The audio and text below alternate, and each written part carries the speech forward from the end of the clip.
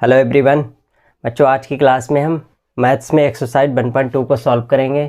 बच्चों, इस अभ्यास में हमें सवाल मिलेंगे, जैसे कि मान लीजिए पहला सवाल दिया होगा कि सिद्ध कीजिए √5 एक अपरिमेय संख्या है, या 3 + 2 √5 एक अपरिमेय संख्या है। तो पहले हमें ये तो पता होना चाहिए कि परिमेय संख्या अपरिमेय संख्याएँ क्या होती हैं। पहले थोड़े से बेसिक से समझ लेते हैं, उसके बाद सवालों को आसानी से हल करेंगे। तो सबसे पहले समझ लेते हैं कि परिमेय संख्याएँ किसे कहते हैं। तो बे संख्याएं जिन्हें हम P/Q, ये बटे की लाइन चाहे आप ऐसे लिख लीजिए, ठीक है, और चाहे इस तरह से लिख दीजिए। तो बे संख्याएं जिन्हें हम P/Q के रूप में लिख सकते हैं उन्हें परिमेय संख्याएं कहते हैं। जैसे हमने बच्चों यहाँ पर एग्जाम्पल ले लिया है 5। अब 5 क्या मान लीजिए P है, और नीचे क्या है 1 मान लीजिए। यहाँ पर क्या होता है, कुछ नहीं तो 1 मान सकते हैं। तो नीचे क्या है मान लीजिए 1, तो ये P नीचे Q, तो ये P/Q के रूप में है या P/Q के फॉर्म में है, तो हम कह सकते हैं ये परिमेय संख्या है। इसी तरह से 3/4, ये P ये Q, तो P/Q के रूप में है, तो ये भी एक परिमेय संख्या होगी। इसी तरह से अगर 0 ऊपर है तो इसके नीचे हम 1 मान सकते हैं, ठीक है, तो ये भी क्या होगी, 0 भी एक परिमेय संख्या होगी। इसको अच्छे से याद करके रखना, ठीक है, 0 एक परिमेय संख्या होगी। इसी तरह से 2/7 या 11/6, या हम माइनस में भी लिख सकते हैं, तब भी कोई दिक्कत नहीं है। माइनस वाली भी परिमेय संख्याएं होंगी जो बटे में हो, यानी P/Q के फॉर्म में हो। अब देखिए यहाँ पर मान लीजिए ऐसे सवाल दे दें कि √25 क्या एक परिमेय संख्या है। तो ये परिमेय संख्या है, भले ही रूट में लिखी है। कैसे, देखो हमें मालूम है कि 25 को √25 जो लिखा है इसको हम क्या लिख सकते हैं, 5 × 5 लिख सकते हैं 25 को, ठीक है। अब ये क्या होगा, जोड़े में आ गए तो एक बार 5 को हम क्या कर देंगे, बाहर कर देंगे। अब देखो 5 बाहर आ गया तो ये क्या हो जाएगी, परिमेय संख्या हो जाएगी, क्योंकि इसे इसके बटे में हम 1 मान सकते हैं। तो उम्मीद करते हैं आप समझ गए होंगे कि परिमेय संख्या किसे कहते हैं। अब अपरिमेय संख्या समझ लेते हैं किसे कहते हैं। तो वे संख्याएं जिन्हें हम P/Q के रूप में नहीं लिख सकते उन्हें अपरिमेय संख्या कहते हैं। इनको याद रखना बिल्कुल आसान है, जो रूट में मिल जाए, रूट से बाहर ना निकले। 25 की तरह नहीं, जैसे √36 दे दिया, √25 दे दिया, या √64 दे दिया, तो वो रूट से बाहर आ जाएंगी, ठीक है। जो रूट से बाहर ना आए यानी अभाज्य संख्या है। तो √5, √2, √3, √7, √11, ये सब कैसी संख्या होंगी, ये अपरिमेय संख्याएं हैं, ये अपरिमेय संख्याएं होती हैं। अच्छा, नोट डालकर एक चीज़ अच्छे से याद कर लीजिएगा कि अगर पाई दी है केवल, तो पाई कैसी संख्या होगी, एक अपरिमेय संख्या होगी। और अगर पाई की वैल्यू दी है 22/7, तो ये एक परिमेय संख्या होगी। इसका स्क्रीनशॉट कर लीजिए, फिर सवाल सिद्ध करेंगे कि √5 एक अपरिमेय संख्या है, ठीक है। अब बच्चों हम इस अभ्यास के पहले सवाल को सॉल्व करेंगे। पहला सवाल हमें दिया है कि सिद्ध कीजिए √5 एक अपरिमेय संख्या है। वीडियो बच्चों लंबी ना हो तो इसके लिए हमने पहले ही लिख लिया है, क्योंकि इसमें हिंदी बहुत लिखनी होती है। तो सिद्ध करना है कि हमें √5 एक अपरिमेय संख्या है। तो सबसे पहले हम यहाँ पर लिखेंगे कि माना √5 एक परिमेय संख्या है। यहाँ पर लिखा है परिमेय, यहाँ पर हम मान कर चलेंगे कि माना √5 एक परिमेय संख्या है। तो जो परिमेय संख्याएँ होती हैं उन्हें हम P/Q के रूप में लिख सकते हैं। तो √5 के हम बराबर लिख लेंगे P/Q, ठीक है। अब जहाँ P/Q क्या है, जहाँ P/Q सहभाज्य संख्याएं हैं, ठीक है, हमने मान लिया है। सहभाज्य संख्याएं कौन सी होती हैं, जिनका मासा 1 होता है। जैसे 2 और 3, अगर हम इनका मासा निकालें तो कितना आएगा, दोनों में कुछ कॉमन है नहीं, कुछ कॉमन नहीं तो 1 कॉमन होता है, ठीक है। तो इनका HCF कितना आ रहा है, 1 आ रहा है। तो जिन संख्याओं का HCF 1 आता है उन्हें हम सहभाज्य संख्याएँ कहते हैं। तो यहाँ पर हमने P/Q कैसी संख्या मानी है, सहभाज्य संख्याएँ मानी है।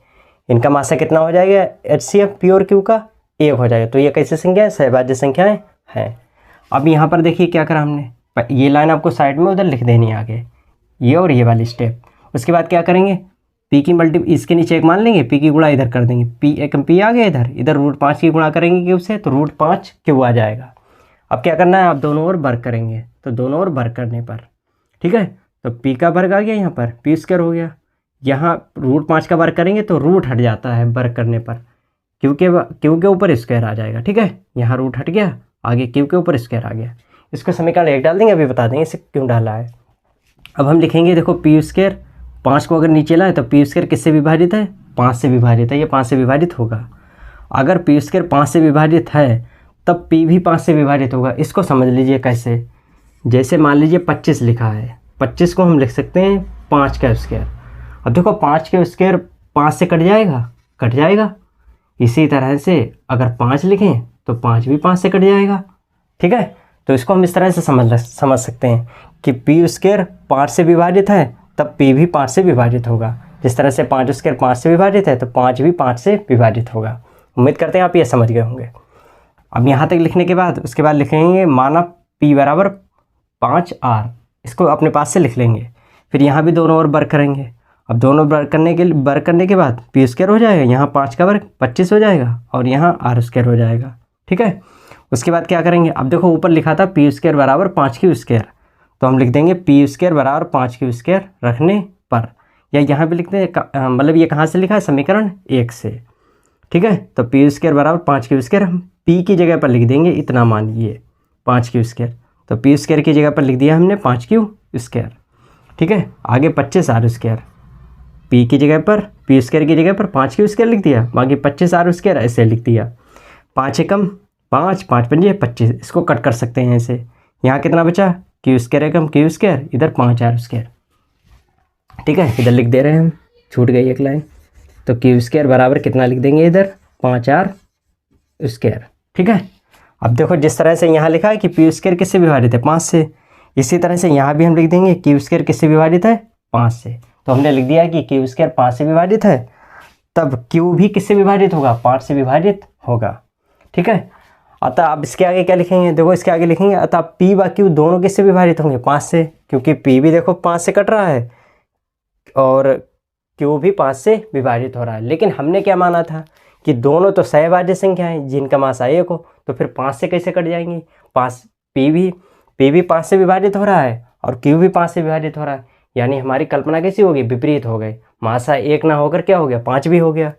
ठीक है, तो अतः पी व क्यू दोनों 5 से विभाजित हैं, परंतु हमने माना था कि पी व क्यू कैसी संख्याएं, सहभाज्य संख्याएं हैं। अतः जो हमारी कल्पना के विपरीत है, इसलिए √5 एक अपरिमेय संख्या है। ठीक है, ये आंसर हो गया। अब ये √5 बच्चों ये बहुत इंपॉर्टेंट है, ये एग्जाम में बहुत आता है, ये 2 नंबर में आता है।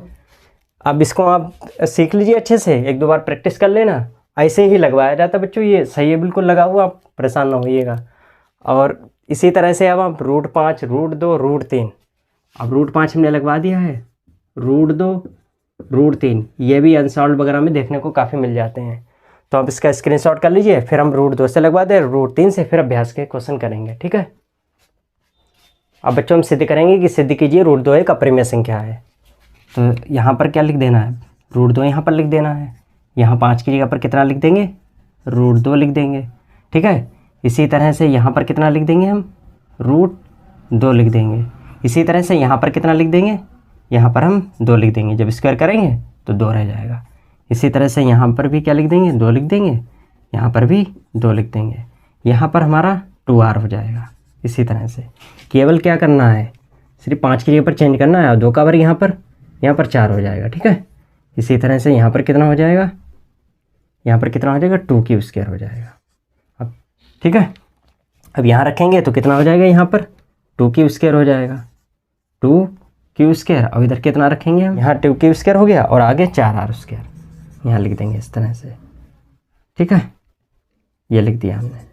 इसी तरह से 2 एकम 2 और ये 2 दूनी 4, तो क्यू स्क्वायर बराबर कितना आ जाएगा 2r स्क्वायर। ठीक है, ये कितना आ गया 2r स्क्वायर। अब यहाँ लिख देंगे क्यू स्क्वायर किससे विभाजित है 2 से, इसी तरह से तब क्यू भी 2 से विभाजित होगा। अब यहाँ पर बस 5 कर, तो इसी तरह से हम √3 वाले को सॉल्व कर लेंगे। ठीक है, तो सिद्ध कीजिए कि √3 एक अपरिमेय संख्या है। ठीक है, तो यहाँ पर √2 की जगह पर कितना लिख देंगे √3। इसी तरह से यहाँ पर भी हम 3 ले लेंगे, यहाँ पर भी 3 कर देंगे और यहाँ पर भी यहाँ 3 कर देंगे। स्क्वायर करेंगे वर्ग करेंगे या नहीं, तो 3 हो जाएगा, रूट हट जाएगा। इसी तरह से यहाँ पर 3 लिख लेंगे, यहाँ पर 3 लिख लेंगे, यहाँ पर 3 लिख लेंगे। ठीक है, और यहाँ पर फिर क्या लिखेंगे पी स्क्वायर बराबर 3 3 9r स्क्वायर। अब पी स्क्वायर की जगह पर कितना लिखेंगे 3q स्क्वायर, तो यहाँ पर 3q स्क्वायर लिख देंगे यहाँ पर। ठीक है, 3q स्क्वायर लिख दिया और यहाँ पर कितना दिया रखा था, पी स्क्वायर की जगह पर कितना लिख लिया 3q स्क्वायर, आगे कितना दिया है 9r स्क्वायर। 3 एकम 3 3 3 9, तो q स्क्वायर बराबर कितना आ गया 3r स्क्वायर। ठीक है, यहाँ पर भी चेंज कर लीजिए बस, क्यू स्क्वायर किससे विभाजित है 3 से, तब क्यू भी किससे विभाजित होगा 3 से। अतः पी व क्यू 3 से विभाजित है। यहाँ पर भी 3 कर लीजिए, यहाँ पर भी। ठीक है, इसका स्क्रीनशॉट कर लीजिए, अभी इस अभ्यास के आगे के सवाल लगवाएंगे।